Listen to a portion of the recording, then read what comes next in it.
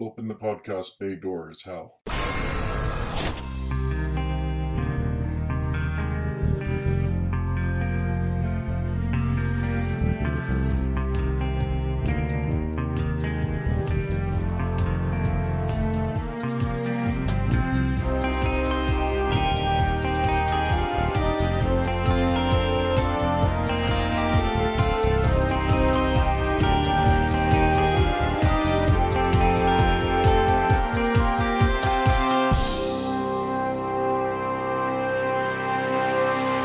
Hello everyone and welcome to episode 110 of Welcome to Geektown.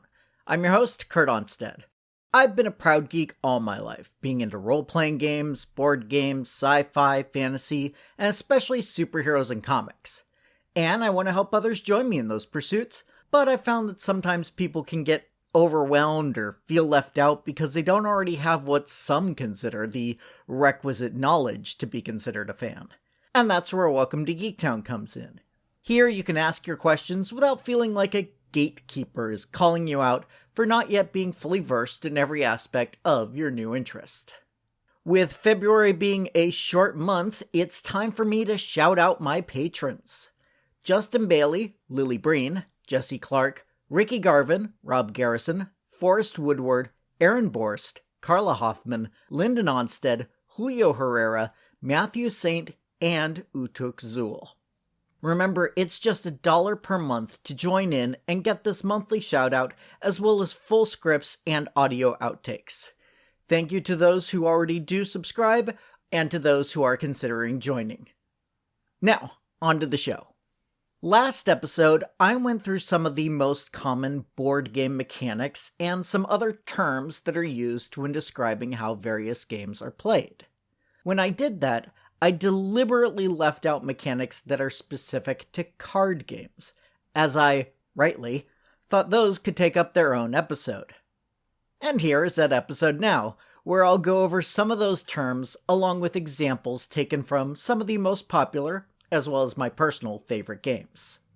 Starting with the most basic, a term you're probably already familiar with is a deck. But just to be sure, a deck is a collection of cards used in a game.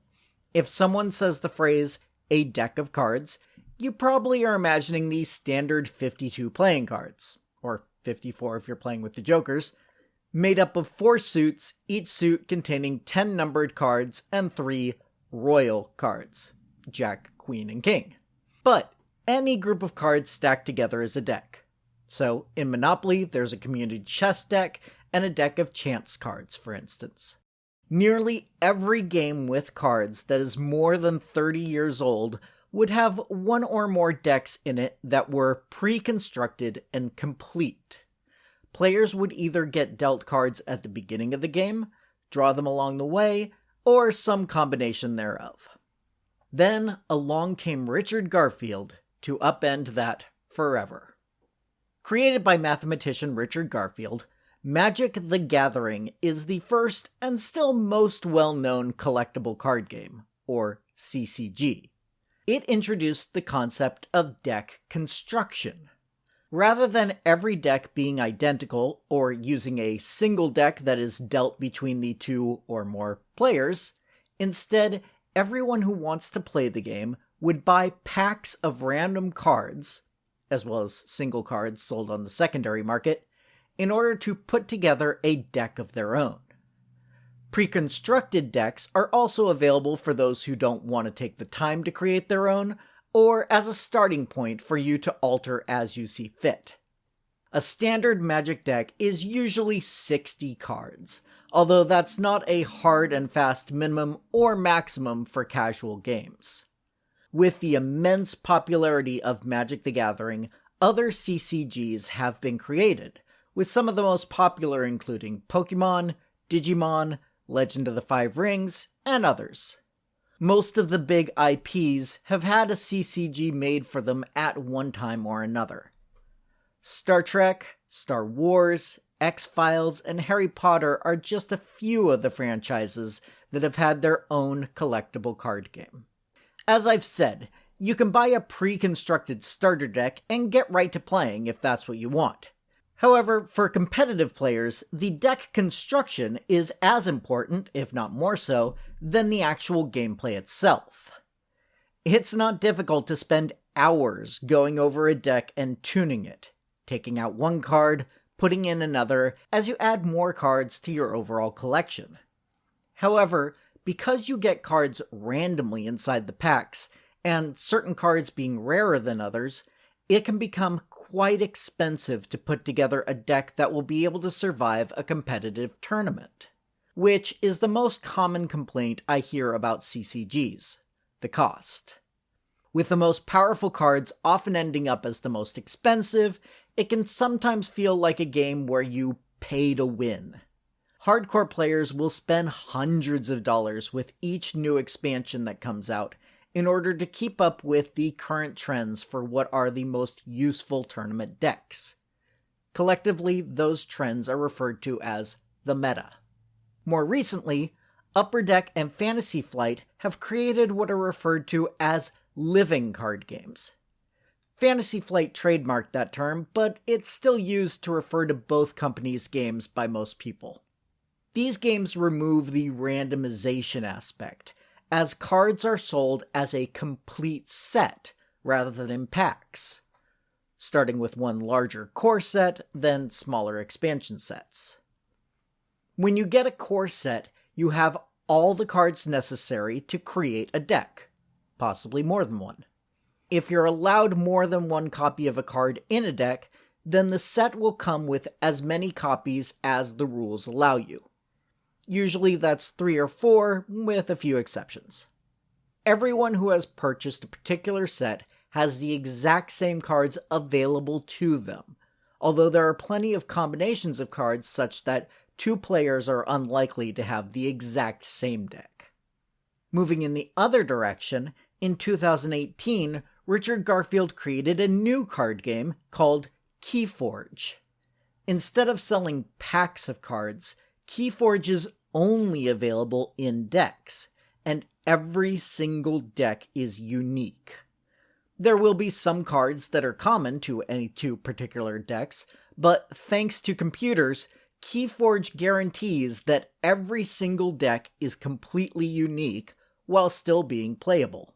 And each deck has a unique identifier that can be looked up online to know exactly which cards belong in it, so every deck is unalterable. Some decks will end up more powerful than others due to the way certain cards interact with each other. So while there's not a secondary market for individual cards, there's still a very random element to it, and more hardcore players will buy boxes and boxes of decks in order to find the most powerful one they can use. With some people finding the construction of decks a more enjoyable experience than actually playing matches against opponents, it is probably inevitable that someone create a game where constructing your deck becomes an actual part of the game itself. Enter Dominion, created by Donald X. Vaccarino. In this game, everyone starts with the same few basic cards, and on your turn you can use the cards in your hand to purchase a card from one of multiple stacks. Which cards are available to purchase is decided before the game starts, either by player choice or by randomization apps. The cards you purchase are then added to your deck and can be used by you in future turns. These cards either give you better resources or actions you can take to be able to purchase better cards, impede your opponent's progress, or add victory points to your deck, or some combination thereof. The game is played until a certain number of stacks is depleted, at which points players sort out all of the cards with victory points on them in their respective decks, and the player with the most points is the winner. Most cards with victory points don't do any actions to help improve your deck otherwise, so a large part of the strategy of the game involves deciding when to start purchasing victory point cards versus cards that make your deck more powerful. This game is very much an engine building game, as discussed last episode. And as you purchase cards that are only victory points, you can clog up your engine, as it were, with cards that don't help during the game. My personal favorite of these kinds of games is Marvel Legendary, as it combines two of my big loves, tabletop games and comic books. This co-op game, although a later expansion added a one versus many mode, involves players recruiting superheroes to their deck in order to fight villains and keep them from overrunning the city, and eventually taking on the mastermind before they complete the scheme that causes you to lose the game. With over a dozen expansions, each adding at least 5 heroes and 1 villain, larger expansions adding as many as 17 heroes, nearly every character you could want is represented, and is one of only 2 tabletop games so far to include my personal favorite superhero, Speedball. The other is HeroClix, a collectible miniature game. There's one other card mechanic term I want to bring up before we wrap this episode up, and that is drafting. Sports fans will be familiar with the concept of a draft, when professional teams take turns recruiting available players before the beginning of the season. Well, some card games involve a similar idea, either before the game starts or as part of the game itself. Magic and other CCGs have draft tournaments, where all players purchase a set number of packs and open them. Then, each player chooses one card to add to their deck and passes the remaining cards over to the next player, and the process repeats until all cards have been chosen. Some very basic cards can be added after this process is done to make a functional deck. In Magic, these cards are called basic lands. Other CCGs have other names for these required cards. Then a standard round-robin tournament commences, with the winner usually getting some sort of prize, often either cash or more packs of cards for their collection. This is another way you can remove some of the pay-to-win aspect of these games, as everyone basically has the same pool of cards to choose from, although there's still some luck involved as to what cards you originally have available to you in the first couple of rounds. Other games have added the drafting mechanic directly into the game itself. One such game I've played often is Seven Wonders. This game is separated into 3 sections called Ages. In each age, a deck is dealt out evenly to each of the players. Everyone chooses which card to play from their current hand and places it face down until every person has reached a decision. Then the cards are flipped over and played on their player's board, and the remaining cards are handed over to the next player. The first and third age hands get passed clockwise, with age 2 passed counterclockwise. In the first age, many of the cards provide basic resources that are needed to purchase other cards. Points are achieved throughout the game either directly through certain cards or indirectly through a set collection mechanic or by collecting military power that decides fights with each of your immediate neighbors at the end of each age, with the winner of those fights collecting points and the losers getting a -1 point token. Like many other resource management games, there are certain points that are only counted up at the very end, so a winner will not necessarily be immediately obvious. If you have a larger group of people, the game allows for up to 7 players, but don't have a huge amount of time, this is a great game. With most games, if you add more players, you usually lengthen the amount of time the game takes to play.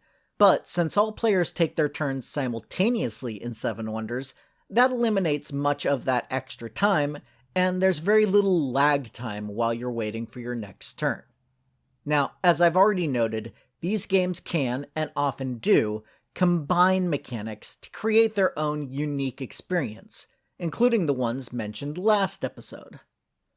While it would take years to discuss every single game mechanic created so far, these 2 episodes together should give you the basics to understand many of the games being played today.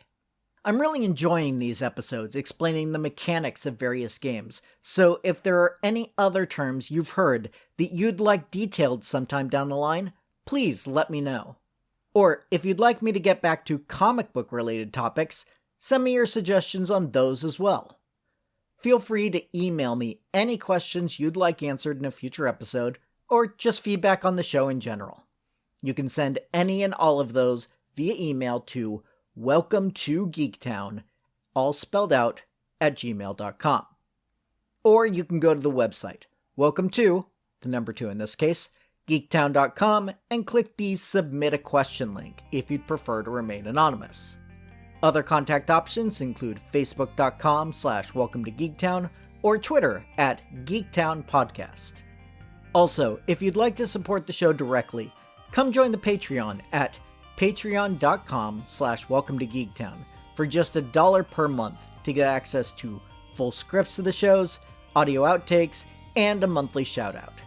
You can also help the show grow by subscribing and giving a 5-star review over on Apple Podcasts to join the Geektown City Council, which helps other people find the show, so we can all tell them, welcome to Geektown, population, us. Welcome to Geektown is written, narrated, edited, and produced by me, Kurt Onstead. Theme music is by Aaron Levitz, logo art by Archie Santana. All other sound clips are the copyrighted material of their respective owners, and no infringement is intended, falling under fair use.